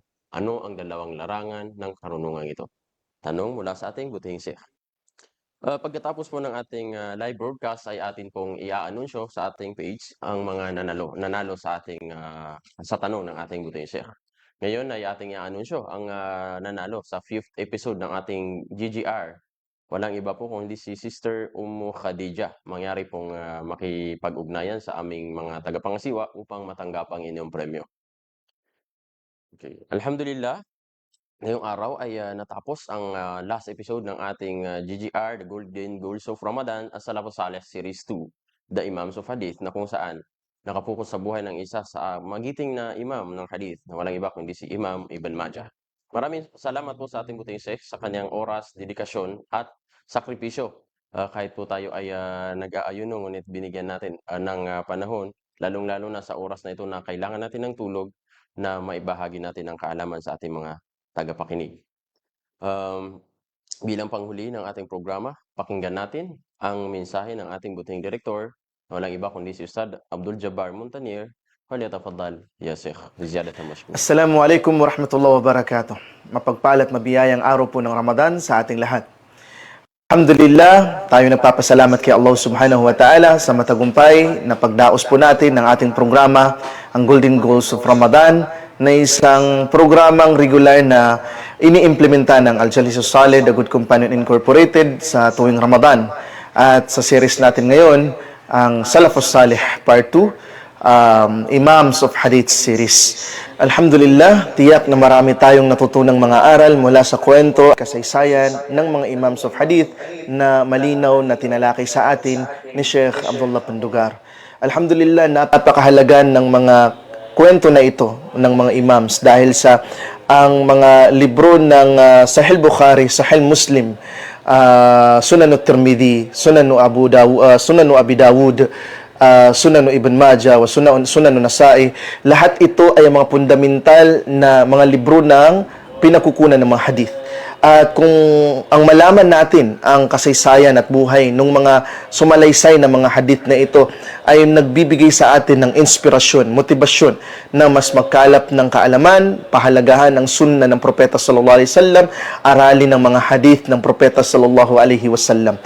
Pinasasalamatan natin ang lahat ng ating mga kapatid na nagtaguyod ng programang ito na sa fadl ng Allah at awan ng Allah pagkatapos ay sa kanilang pagsusumikap ay naging matagumpay ang programa natin. Ang mga kapatid natin mula sa Multimedia Department sa pangunguna ni Ukhaya Amiluddin Sulaiman, ni Abdul Haq at saka ni Ustad Abdurrahman Guru.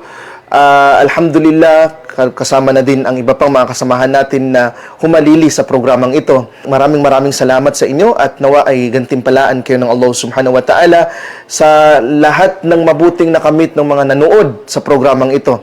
Ay inshallah ay mababahagian kayo doon ng gantimpala.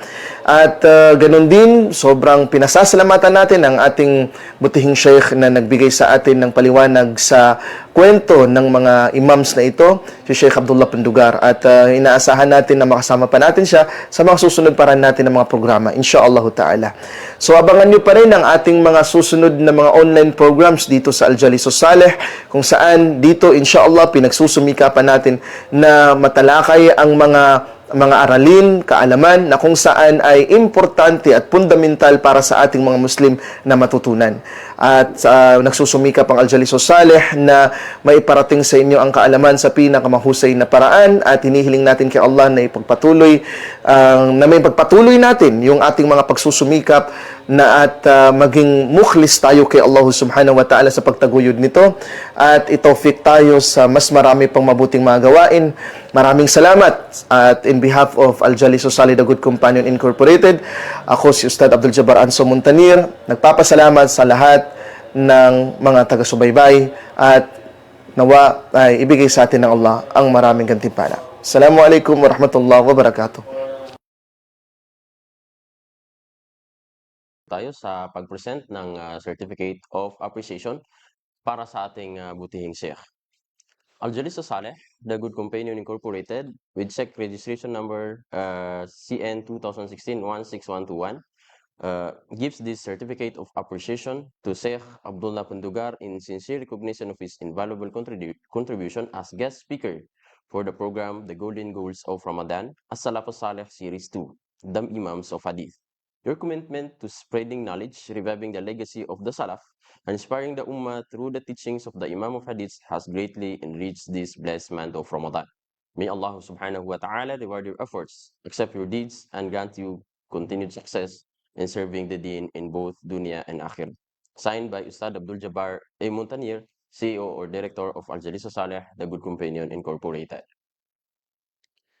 Muli, taos-puso po kaming nagpapasalamat sa inyong lahat na nakikinig o nanood at sumubaybay sa ating The Golden Goals of Ramadan Series 2, As-Salafus Salih, The Imams of Hadith.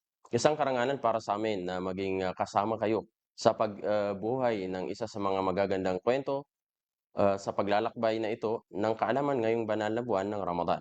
Alhamdulillah. Inshallah po ay muli tayong magkakasama sa susunod na Ramadan kung tayo ay kung ibibigay sa atin ng Allah subhanahu wa ta'ala at mangyari pong i-review natin ang ating YouTube channel na pinamagatan namin na The Good Companion Production para po ma-review ninyo ang mga video na inyong na-miss o mapanood po natin o ma-share natin sa ating mga kamag-anak. Ako po si Abdurrahman Guro, ang inyong host and your good companion. Now signing off. Assalamualaikum warahmatullahi wabarakatuh. Wa jazakumullahu khairal jazak.